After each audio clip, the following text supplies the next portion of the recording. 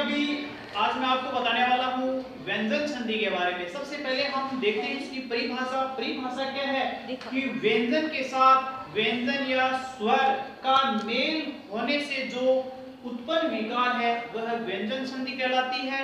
और अक्सर एग्जाम में कई बार पूछा जाता है कि हल संधि किसे कहते हैं, तो व्यंजन संधि को क्या कहा जाता है, हल संधि कहा जाता है। अब देखो हम इसके नियम नंबर 1 की बात करते हैं। इसमें देखो ज्यादा नहीं, नियम आप 2 नियम इनके आप याद कर लेते हो तो क्या है आपको आसानी से याद हो जाता है। अब वो 2 नियम कौन कौन से हैं वो मैं आपको बताने वाला हूं।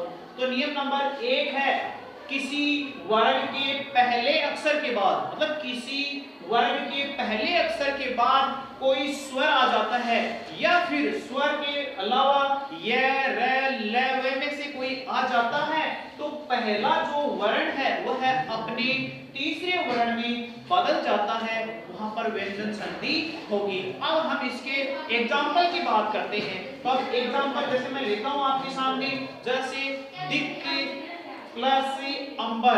अब प्लस बोलो तो ठीक है, इसको धन बोला जाता है। तो दिक धन अंबर।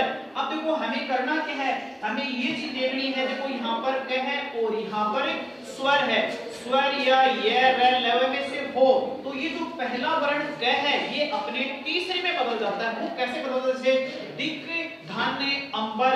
अब यहाँ पर आ गया दिगंबर। कैसे, ये क है, ये क किसमें बदलता है, डायरेक्ट ग में बदल जाता है।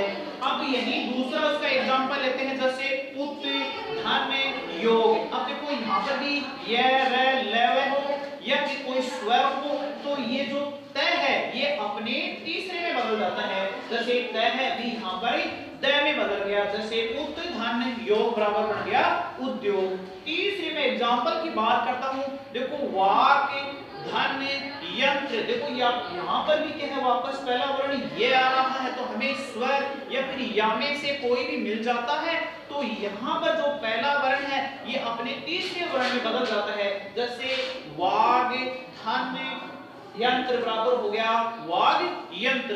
ये बात करता हूं मैं रूल नंबर 1 की। अब मैं आगे रूल नंबर 2 की बात करता हूं। बहुत आसान है, बहुत आसान है। अगर थोड़ा सा इसको ढंग से पढ़ लेते हैं, थोड़ा सा याद कर लेते हैं। देखो एक बार पढ़ने से कभी याद नहीं होता, 1-2 बार आप रिवाइज करो, रिवाइज करने के तुरंत बाद आपको याद हो जाता है। अब मैं बात करता हूं नियम नंबर 2 की। किसी वर्ग के पहले अक्षर के बाद, किसी वर्ग के पहले अक्षर के बाद किसी वर्ग का तीसरा या चौथा अक्षर अपने वर्ग के तीसरे अक्षर में बदल जाता है। अब देखो किसी वर्ग का पहला अक्षर उसके बाद अगर कोई तीसरा या चौथा आता है तो वह क्या है, अपने ही वर्ग के तीसरे में बदल जाता है। कैसे, हम एग्जांपल के तौर से इसको आसानी से समझ सकते हैं। जैसे दिक धन गज, दिक धन गज। तो देखो यहाँ पर क्या है, ये क है, ये क किस में बदल जाएगा, ग में बदल जाएगा। तो पूरा शब्द क्या बन जाता है, दिक गज। अब यहाँ पर देखो तीसरा या चौथे की बात करता हूं तो यहाँ पर देखो ग है, ये तीसरा वर्ण है।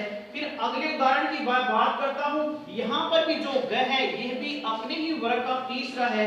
यहाँ पर मैं वापस बात करता हूं उत धन घाटन की, तो ये ग है, ये तीसरा या चौथे की बात होती है, ये चौथे नंबर का है। तो यहाँ पर भी क्या हो जाता है, ये जो पहला अक्षर है, ये जो पहला वर्ण है ये भी अपने में तीसरा बदल जाता है। और यहाँ भी त है, ये भी अपने ही वर्ग के तीसरे में बदल जाता है। और ये क है, ये भी अपने ही वर्ण के तीसरे ग में बदल जाता है, तीसरे अक्षर में बदल जाता है।